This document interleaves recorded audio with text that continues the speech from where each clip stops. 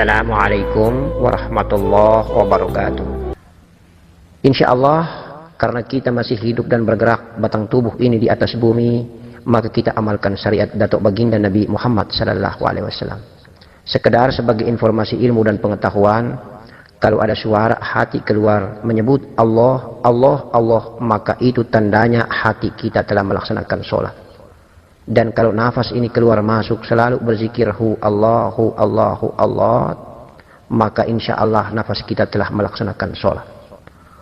Itu maknanya.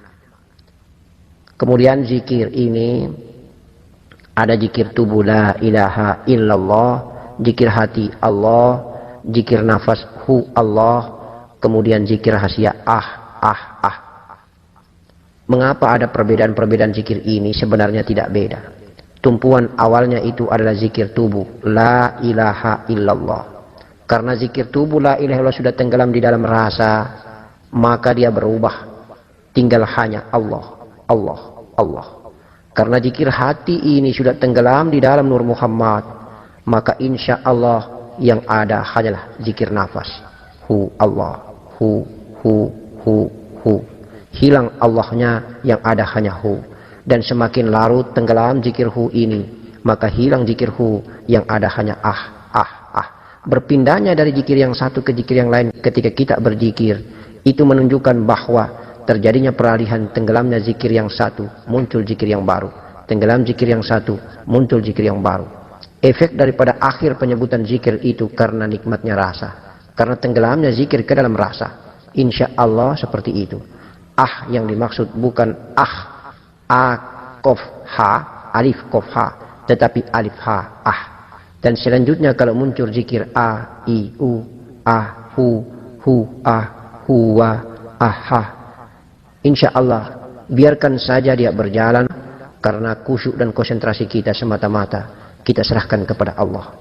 Itu hanya merupakan lantaran dan sarana. Tidak perlu kita kaji ketika zikir itu berjalan, tidak perlu kita analisa ketika zikir itu berjalan. Biarkanlah zikir itu sebagai penghantar kendaraan kita terbaik untuk menuju ke hadirat Allah Subhanahu wa Ta'ala. Maka akan muncul sebuah daya, kekuatan ghaibiyah yang kita sadari akan datang dengan sendirinya. Itulah warid. Itulah ilham hidayah dari Allah Subhanahu wa Ta'ala yang biasa disebut dengan mauna, karomah, laduni. Insya Allah, maka berarti menunjukkan bahwa zikir kita telah tenggelam dan Allah sudah menggenggamnya. Maka menunjukkan bahwa jiwa kita telah digenggam oleh zat Allah Subhanahu wa Ta'ala. Dan selanjutnya wallahu a'lam bishawab, kita serahkan saja kepada Allah. Maka Allah akan mengangkat hijab dan kita diberikan kasaf. Kita akan menyaksikan, bermusyahadah bagaimana indahnya perjalanan mi'raj daripada jiwa kita, daripada nafas kita ketika kita berzikir. Ayahanda, bunda-bundaku dan anandaku yang dicintai Allah, dirahmati Allah, perhatikan baik-baik posisi letak duduk nafas ketika masuk. Ketika kita belajar mengenal diri, maka kita berbaiat dengan mursyid. Maka mursyid mempertanggungjawabkan perjalanan ini sebagai pemimpin, pembimbing, penuntun ruhani, pembimbing, penuntun arah jalannya napas, pembimbing, penuntun arah jalannya jiwa, bersama para malaikat, bersama murobi daripada mursyid, bersama robitah mursyid Datuk Baginda Nabi Muhammad sallallahu alaihi wasallam. Maka sebagai seorang salik,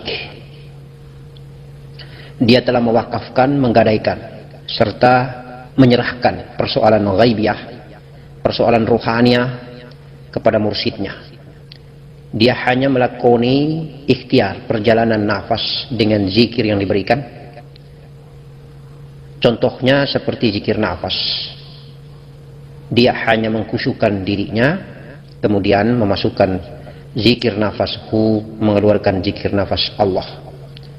Selebihnya untuk menempatkan posisi nafas itu secara gaib, turun di perut, di hati, atau di ubun-ubun kepala, tenggelam di ubun-ubun kepala, tenggelam di hati, kolbi, atau tenggelam di perut.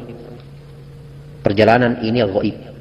maka itu menjadi urusan mursyid, malaikatullah, dan datuk-datuk Robitah mursyid baginda Nabi Muhammad sallallahu alaihi wasallam.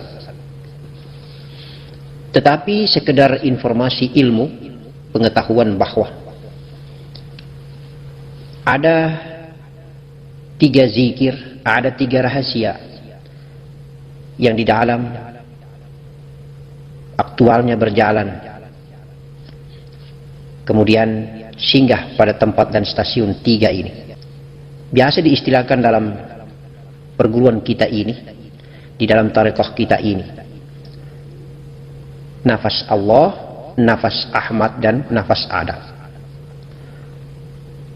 Nafas yang ketika tenggelam di ubun-ubun digenggam zat Allah, namanya nafas Allah.